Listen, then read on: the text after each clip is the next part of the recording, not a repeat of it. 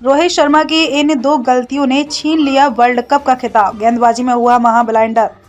भारत की मेजबानी में खेले गए आईसीसी वनडे वर्ल्ड कप 2023 के फाइनल में 140 करोड़ भारतीयों का दिल टूटा है। फाइनल मुकाबला रविवार 19 नवंबर को अहमदाबाद के नरेंद्र मोदी स्टेडियम में खेला गया। इस मुकाबले में ऑस्ट्रेलिया ने रोहित शर्मा की कप्तानी वाली भारतीय टीम को 6 विकेट से करारी शिकस्त दी। आईसीसी वनडे वर्ल्ड कप 2023 का अंत भारतीय फैंस के लिहाज से बेहद दुखद रहा है। टूर्नामेंट का फाइनल मुकाबला रविवार 19 नवंबर को अहमदाबाद के नरेंद्र मोदी स्टेडियम में खेला गया।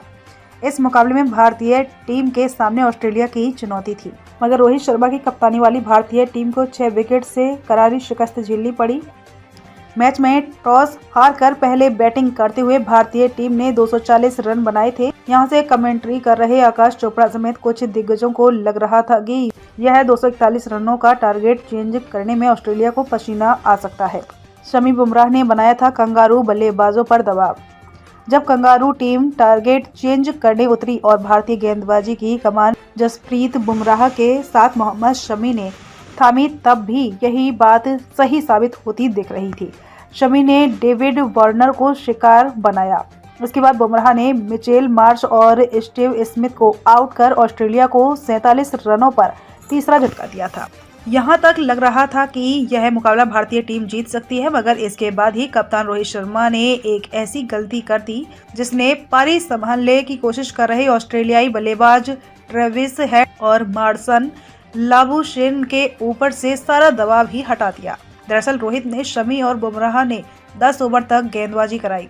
इसके बाद उन्होंने दोनों तरफ से स्पिनर रविंद्र जडेजा और कुलदीप यादव को लगा दिया।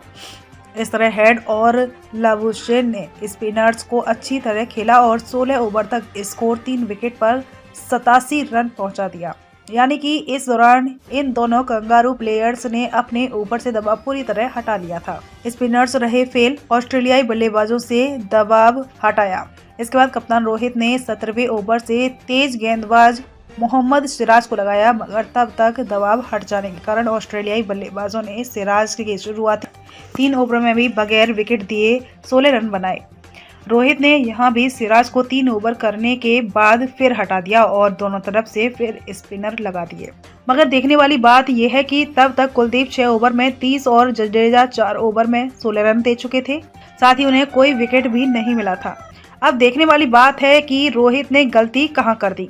दरअसल रोहित ने शुरुआती 10 ओवरों के बाद जब शमी और बुमराह को हटाया, तब एक तरफ से सिराज को ही गेंदबाजी पर लगाना चाहिए था। दूसरी ओर से जडेजा या कुलदीप को लगा सकते थे। इससे शमी बुमराह का बनाया हुआ दबाव सिराज आगे बढ़ा सकते थे। ऐसे में विकेट लेने की पूरी उम्मीद थी। सिराज के 4-5 ओवर के बाद शमी या बुमराह को स्पिनर के साथ लगा सकते थे।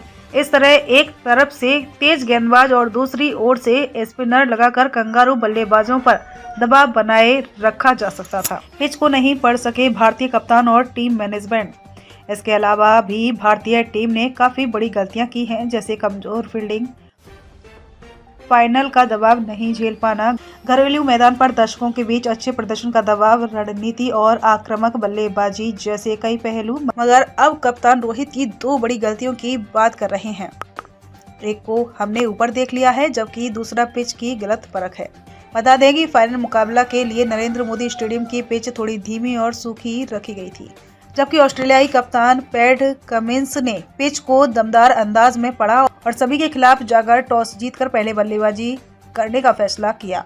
इसी दौरान रोहित ने कहा था कि यदि वो टॉस जीतते तो बल्लेबाजी का फैसला करते। ऐसे में जाहिर है कि रोहित और टीम मैनेजमेंट पिच को ठीक से पढ़ नहीं सका। दूसरी ओर कमिंस ने पहले गेंदबाजी का फैसला करके जोश हेजलवुड के साथ मिलकर कटर और स्लोअर गेंदबाजी के जरिए भारतीय बल्लेबाजों को जमकर परेशान किया। इसके बाद जब कंगारू टीम बैटिंग के लिए उतरी, तब तक पिच सपाट हो गई थी।